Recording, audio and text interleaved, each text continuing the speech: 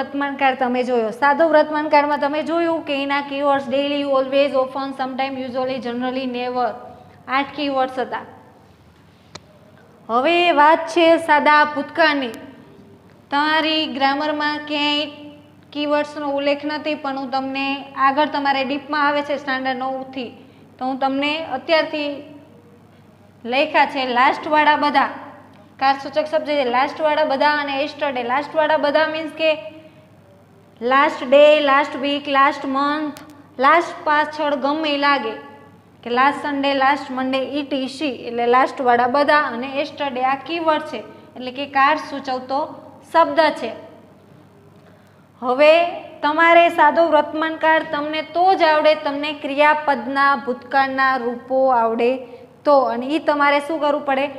પાકા કરવા પડે કે બાય છે તો બાયનું બોટ થાય, ગો છે તો ગોનું વેન્ટ થાય. તમારી ગ્રામરમાં આપેલા છે એટલા નહીં, પણ ઘણા બધા ભૂતકાળના રૂપો છે જે તમારે ટોટલી ભૂતકાળના રૂપો યાદ રાખવા જોઈએ, ત્યારે તમને ભૂતકાળ આવડે. અને જે ક્રિયાપદનું ભૂતકાળનું રૂપ ન હોય તો તમારે શું કરવાનું? તો અહીંયા છે સાદો વર્તમાનકાળ. પહેલાં તો વાત હતી કે સાદો વર્તમાનકાળના આપણે સાદો વર્તમાનકાળમાં ટુ બીના રૂપ શીખી ગયા કે એમ ઇઝ આર એ ટુ બીના રૂપ છે. એમ સાદા વર્તમાનકાળમાં, જેમ સાદા વર્તમાનકાળમાં એમ ઇઝ આર હતા, એમ સાદા ભૂતકાળના ટુ બીના રૂપ વોઝ અને વેર છે. સાદા વર્તમાનકાળમાં તમે જોતા હતા કે સાદા વર્તમાનકાળમાં એક વચન હોય તો ઇઝ આવે અને બહુવચન હોય અહીંયા આર આવે. એમ સાદા ભૂતકાળમાં એક વચન હશે ત્યાં વોઝ અને બહુવચનમાં વેર. આ એના ટુ બીના રૂપો છે સાદા ભૂતકાળના. અને એમ ઇઝ આર એ સાદા વર્તમાનકાળના, એ તમે શીખી ગયા. ને હવે સાદા ભૂતકાળના વોઝ અને વેર. એમ સાદા વર્તમાનકાળમાં તમે ટુ હેવના રૂપ જોયા તો હેવ અને હેઝ હતા. એ તમારે યાદ રાખવું પડતું હતું કે હેવ ક્યાં લાગે અને હેઝ ક્યાં લાગે. તો કે ત્રીજો પુરુષ એક વચન જોડે તમે સાદા વર્તમાનકાળમાં હેઝ લગાડતા હતા, બાકી હેવ. પણ તમારે સાદા ભૂતકાળમાં ટુ હેવનું રૂપ ઓનલી હેડ છે એટલે તમારે યાદ રાખવાનું નથી કે બધા જોડે હેડ જ આવે. સાદા ભૂતકાળમાં તમે જોયું કે ટુ બીના રૂપ વોઝ, વેર અને ટુ હેવનું રૂપ હેડ છે.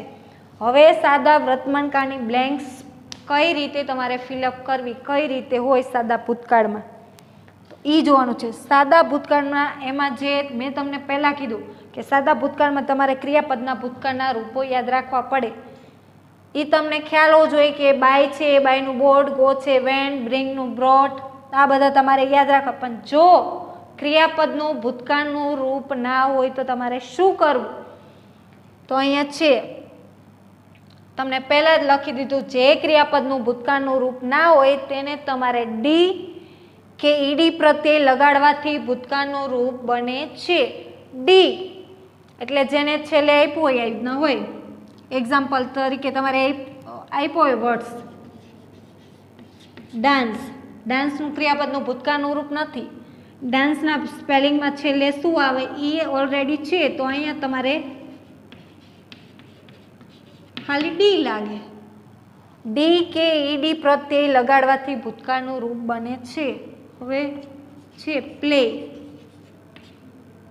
તો પ્લે છે, પ્લેનું ભૂતકાળનું રૂપ નથી તો પ્લેડ. આપણે આને ઈડી લગાડ્યું. હવે એની આધારે હજુ એક નીચે નિયમ છે. જો ક્રિયાપદનો છેલ્લો અક્ષર વાય હોય અને વાયની પહેલાં વ્યંજન હોય તો વાયની સ્થાને આઈડી પ્રત્યે લાગે છે. ઓલરેડી આવો જ નિયમ તમે સાદા વર્તમાનકાળમાં જોયો કે ક્રિયાપદનો છેલ્લો અક્ષર વાય હોય, વાયની પહેલાં વ્યંજન હોય તો વાય કાઢીને આઈએસ પ્રત્યે લાગતું હતું. એ સાદા વર્તમાનકાળનો નિયમ હતો.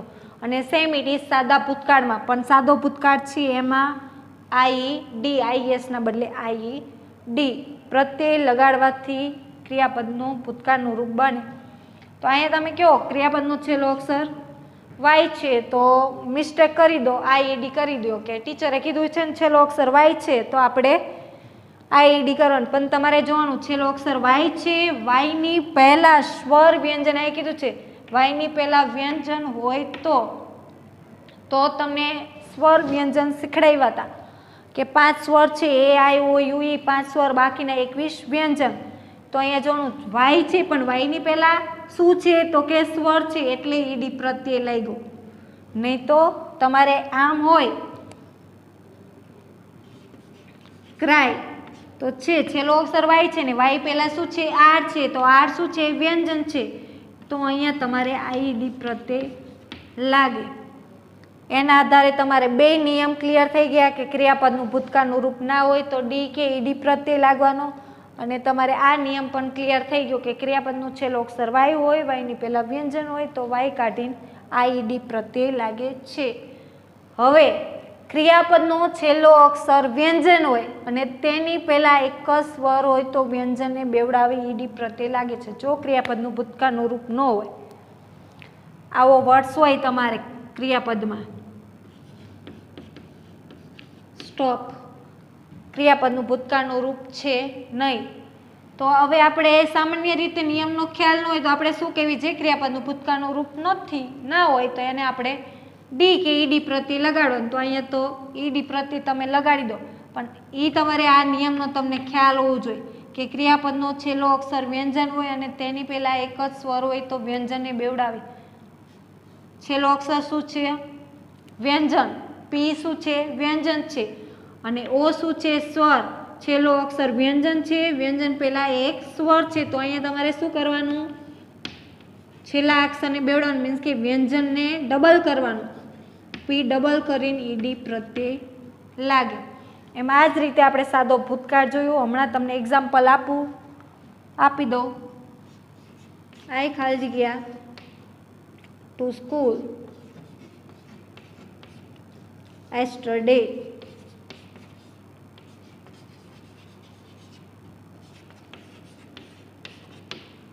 Go. I ખાલી to school yesterday.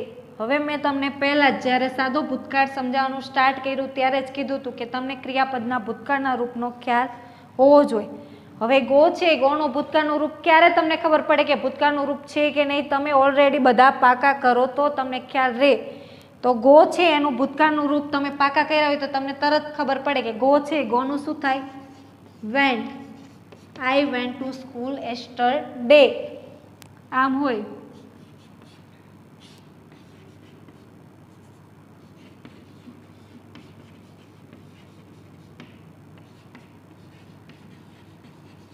હવે તમને ખબર છે પ્લેનું નથી આ ખાલી ફૂટબોલ પ્લે છે પ્લેનું ભૂતકાળનું રૂપ નથી ક્રિયાપદનો છેલ્લો અક્ષર વાય છે પણ વાય પહેલા સ્વર છે એટલે ઓનલી શું લાગશે ED played. I played football. એ જ રીતે એટલે જ તમને ખાસ કરીને ક્રિયાપદના બધા જ ભૂતકાળના રૂપો તમે પાકા કરી નાખજો કે જેથી તમને ભૂતકાળ પણ આવડે અને જે ક્રિયાપદનું ભૂતકાળનું રૂપ છે નહીં એને ડી કે ઈડી પ્રત્યય લાગે અને જો ક્રિયાપદનો છેલ્લો અક્ષર વાય હોય વાયની પહેલાં વ્યંજન હોય તો વાય કાઢીને આઈડી અને ક્રિયાપદનો છેલ્લો અક્ષર વ્યંજન હોય અને વ્યંજન પહેલાં એક સ્વર હોય તો ડબલ કરીને તમારે ઈડી લગાડવાનું. એટલે આ હતી ભૂતકાળની વાક્ય રચના.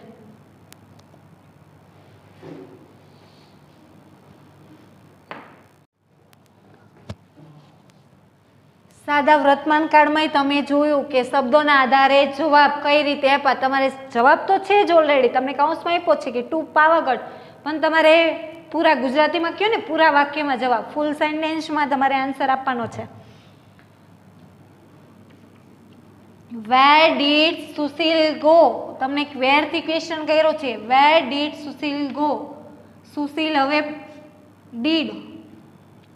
સાદા વર્તમાન કાળમાં તમે જોયું કે પ્રશ્નાર્થ નકાર માટે ડુ કે ડઝનો ઉપયોગ થતો હતો એમ સાદા ભૂતકાળમાં પ્રશ્નાર્થ માટે ડીડનો ઉપયોગ થાય છે.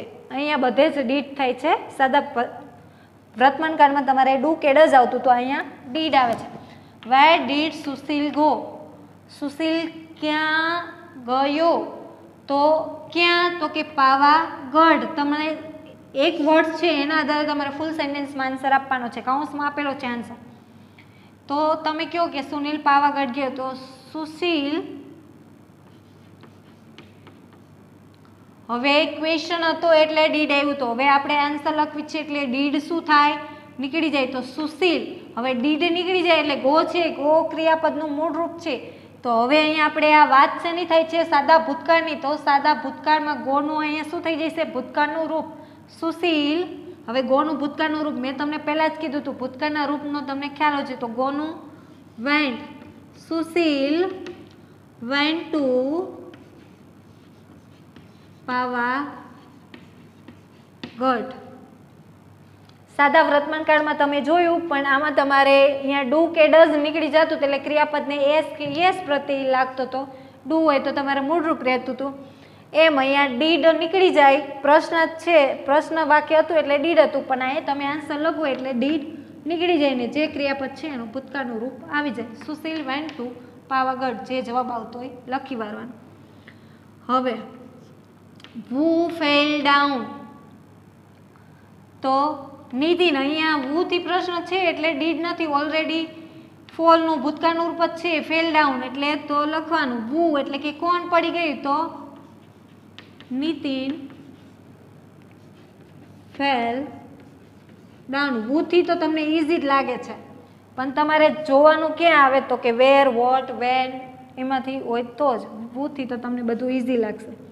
What did Lalu cut, what did, જેમ આગળ જોયું ડીડ છે, ડીડ હવે આન્સરમાં નીકળી ગયું એટલે અહીં ગોનું વેન્ટ થઈ ગયું. હવે આ વોટથી છે, વોટ એટલે શું, લાલુ શું કટ કરે છે, કટ મીન્સ કે કાપે છે, તો કે મેંગોઝ. તો વોટ એટલે શું, તો હવે તમારે આન્સર લખવાનું છે, શું કાપે છે તો કે મેંગોઝ. લાલુ, હવે કટ છે, કટનું કટ જ થાય, cut cut cut, V1 V2 V3 ત્રણેય કટનું કટ કટ કટ જ થાય. તો લાલુ કટ મેંગોઝ. હવે વેન થી છે, વેન એટલે ક્યારે. When did Amit and Rekha come home, Amit અને રેખા ઘરે ક્યારે આવે છે, તો કે ઇન ધ આફ્ટરનૂન એટલે કે બપોરના. તો વેન ડીડ અહીંયા છે ને કમ છે, ડીડ છે એટલે અહીંયા ક્રિયાપદનું મૂળ રૂપ છે, પણ હવે અહીંયા આન્સરમાં ડીડ નીકળી જશે. તો કે when did Amit and Rekha come home, તો અહીંયા Amit and Rekha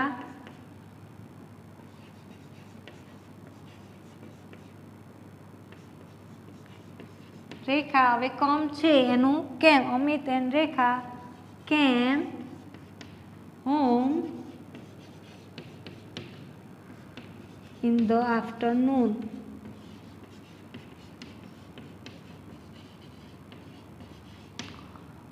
English subject છે નાની નાની. હવે તમે કહો કે આપણે ભૂતકાળનું કરી છીએ પ્રશ્ન, તો હવે તમે કહો અમિત એન્ડ રેખા, અહીંયા કમ છે એનું તમે કેમ ન કર્યું એટલે તમારું વાક્ય આખું શું થાય, રોંગ જ ગણાય.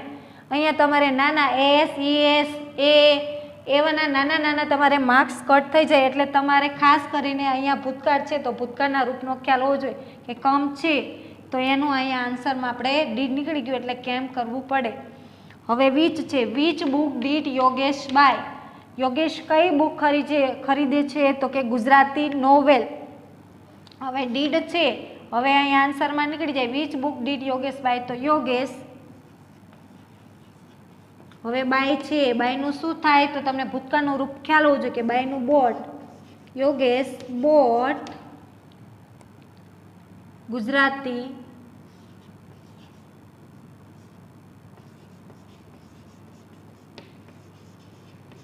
કે યોગેશે ગુજરાતી નોવેલ ખરીદી.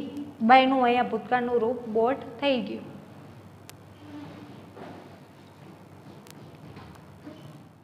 પહેલાં તમે સાદું વર્તમાનકાળની બ્લેન્ક શીખ્યા, ત્યાર પછી જોયું કે કૌંસમાં એક વર્ડ્સમાં આન્સર લખો તો નહીં, તમારે ફૂલ સેન્ટેન્સમાં આન્સર કઈ રીતે લખો. અને હવે તમારે જે વર્ડ્સ નીચે અંડરલાઇન છે એના આધારે તમારે પ્રશ્નાર્થ વાક્ય બનાવવાના છે.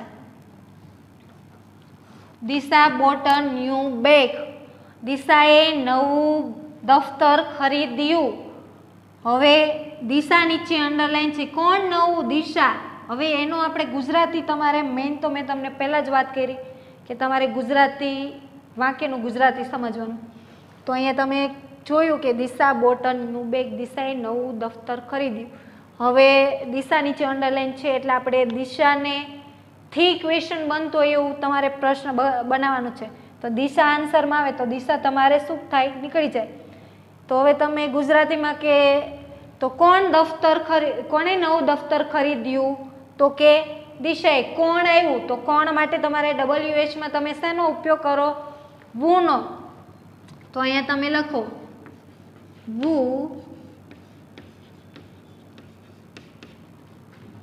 બોટ ન્યૂ બેગ પાછળ ક્વેશ્ચન માર્ક. હવે એને સેન્ટેન્સમાં બીજી અંડરલાઈન છે બેગની છે. દિશા બોટન ન્યૂ બેગ. દિશાએ નવું દફતર ખરીદ્યું. તો હવે તમે ગુજરાતી કરો. હવે તમારે બીજો પ્રશ્ન બનાવવાનો છે બેગ. તો બેગ કાઢી નાખો. દિશા શું ખરીદે છે? શું ખરીદ્યું દિશાએ? તો કે બેગ. બેગ આન્સર આવે તો ક્વેશ્ચન શું આવ્યું? તમે ગુજરાતી કર્યું તો તમને ખબર પડી દિશાએ શું ખરીદ્યું? તો કે ન્યૂ બેગ. ન્યૂ બેગ શું છે આન્સર? તો શું ખરીદ્યું? તો શું માટે આપણે WH માં શેનો ઉપયોગ કરવી? વોટ. હવે જ્યારે હું તમને સેન્ટેન્સ એક સેન્ટેન્સના આધારે ફૂલ સેન્ટેન્સમાં આન્સર લખવાનું કહેતી હતી ત્યારે જ તમને કીધું હતું કે ક્વેશ્ચનમાં આવતું હતું ડીડ. હવે અહીંયા આપણે ક્વેશ્ચન જ બનાવવાનું છે. સાદા ભૂતકાળનું ક્વેશ્ચન બનાવીએ છીએ તો અહીંયા શું થઈ જાય? What did. હવે વોટ ડીડ દિશા. હવે અહીંયા ડીડનો ઉપયોગ નથી. વાક્ય રચના સિમ્પલ છે એટલે તમારે વિધાન વાક્ય છે એટલે અહીંયા બોટ છે. પણ હવે અહીંયા તમારે WH તમે ક્વેશ્ચન બનાવો છો તો ક્વેશ્ચન માટે તમે શેનો ઉપયોગ કર્યો? ડીડનો. તો વોટ ડીડ દિશા. હવે ડીડનો ઉપયોગ થયો એટલે ક્રિયાપદનું શું આવી જાય? મૂળરૂપ. What did Disha. બોટનું ક્રિયાપદનું મૂળરૂપ buy. What did Disha buy પાછળ ક્વેશ્ચન માર્ક. હવે સેમ ઇટ ઇઝ તમને 3 એક્ઝામ્પલ આપું એટલે તમને ખ્યાલ આવી જાય કે કઈ રીતે બને. તમે ડીડનો ઉપયોગ કરો એટલે ક્રિયાપદનું મૂળરૂપ થઈ જાય. બોટ છે તો બોટનું બાય થઈ જાય. એમ આગળ તમે એમાં જોશો કે ઈડી હોય તો ઈડી નીકળી જાય. હવે doctor Smita hoisted the flag at the high school.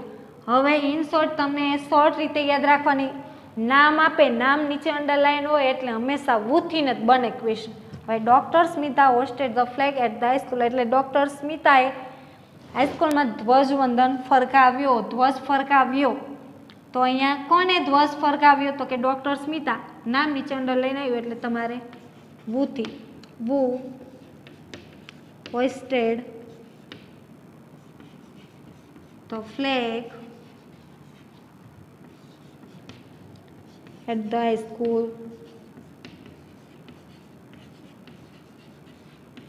પાછળ ક્વેશ્ચન માર્ક. વુથી ઇઝી હતું. હવે doctor Smita hoisted the flag at the high school. હાઈસ્કૂલમાં ડોક્ટર સ્મિતા શું ફરકાવે છે? તો કે ધ ફ્લેગ. શું આવ્યું એટલે તમને ખબર હોય કે શું માટે આપણે કેનો પ્રશ્નમાં? તો કે વોટ. વોટ. વોટથી પ્રશ્ન જ બનાવી. પ્રશ્ન માટે આપણે ડીડ આટલું મૂકી જ દેવાનું. What did. હવે કરતા. Vote did doctor Smita. હવે ડીડ છે એટલે તમારે અહીંયા હોઇસ્ટેડ ઈડી છે એ શું થાય? નીકળી જાય. ક્રિયાપદનું મૂળરૂપ થઈ જશે ડીડ આવ્યું એટલે. What did doctor Smita hoist at the high school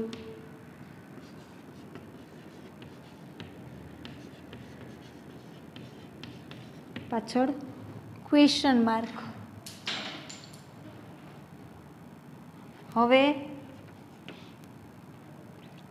doctor Smita hoisted the flag at the high school. હવે તમે વુથી બનાવ્યું. Who hoisted the flag at the high school. હાઈસ્કૂલમાં કોણ ધ્વજ ફરકાવ્યો? કોને ધ્વજ ફરકાવ્યો? હવે ડોક્ટર સ્મિતાએ હાઈસ્કૂલમાં શું ફરકાવે છે એટલે વોટથી ક્વેશ્ચન બન્યું. અને એટ ધ હાઈસ્કૂલ. હવે ડોક્ટર સ્મિતા ક્યાં ધ્વજ ફરકાવ્યો? ક્યાં આવ્યું? ક્યાં માટે આપણે શેનો ઉપયોગ કરી? વેર. તો કે વેર ડીડ ડોક્ટર સ્મિતા. ક્રિયાપદનું ડીડ છે એટલે મૂળરૂપ. Where did doctor Smita hoist the flag. Doctor સ્મિતાએ ક્યાં ધ્વજ ફરકાવ્યો? પાછળ ક્વેશ્ચન માર્ક. શોર્ટ રીતે તમને યાદ રાખવાનું કહી દઉં. નામ નીચે અંડરલાઈન હોય તો વુથી જ બને. પછી કોઈ સ્થળ માટે હોય તો વેર અને ટાઈમિંગ હોય તો વેન અથવા ક્યારેક ઇમ્પોસિબલ ઇન કેસ વોટથી બને. અને એ જ રીતે કે કઈ ક્વેશ્ચન શું કેવો ભાવાર્થમાં વોટથી. હવે તમારે આ ત્રીજું જુઓ. આશા અરેન્જ પાર્ટી ઓન સન્ડે. નામ નીચે અંડરલાઈન છે એટલે વુથી. એ આવડે જ. વુ અરેન્જડ પાર્ટી ઓન સન્ડે પાછળ ક્વેશ્ચન માર્ક કરવાનું ખાસ કરીને ભૂલવાનું નહીં. તમે પ્રશ્નાર્થ બનાવો છો એટલે તમારે ક્વેશ્ચન કરવો ભૂલવો નહીં, નકર અડધો માર્ક્સ કટ થઈ જાય. આશા અરેન્જડ પાર્ટી ઓન સન્ડે. હવે આશાએ ક્યારે પાર્ટી ગોઠવી છે? તો કે ઓન સન્ડે. ક્યારે આપણે મેં કીધું તમને કોઈ ટાઈમિંગ કેવું આપે તો આપણે એમ કહીએ ક્યારે સ્કૂલે જવાના છો, તમે ક્યારે જમવાના છો, તો એવું ટાઈમિંગનું આવે એટલે તમારે વેન. આગળ તમને જોયું હતું ફૂલ સેન્ટેન્સ રચનામાં આન્સર લખતા ત્યારે વેનનો ઉપયોગ આવ્યો હતો. વેન ડીડ આવ્યું એટલે અરેન્જડ, અહીંયા ડી લાગેલો છે નીકળી જાય. વેન ડીડ આશા, હવે અહીંયા ડીડ છે એટલે arrange. When did Asha arrange party પાછળ ક્વેશ્ચન માર્ક. આમ તમે પહેલાં જોયું કે તમને એક સેન્ટેન્સમાં હતો એમાં તમે ફૂલ સેન્ટેન્સમાં તમે આન્સર લખતા શીખ્યા, અને જે એક વર્ડ્સ નીચે અંડરલાઇન છે કે એક તમારે આખું સેન્ટેન્સ હતું એના આધારે તમારે આવી રીતના અલગ અલગ ક્વેશ્ચન કે વોટથી બને, વુથી બને, વેન, વેર, આ રીતે હવે તમે ક્વેશ્ચન બનાવ્યા. આ તો તમારો સાદા ભૂતકાળની WH ક્વેશ્ચન રચના જે તમારે 9માં ડીપમાં આવશે.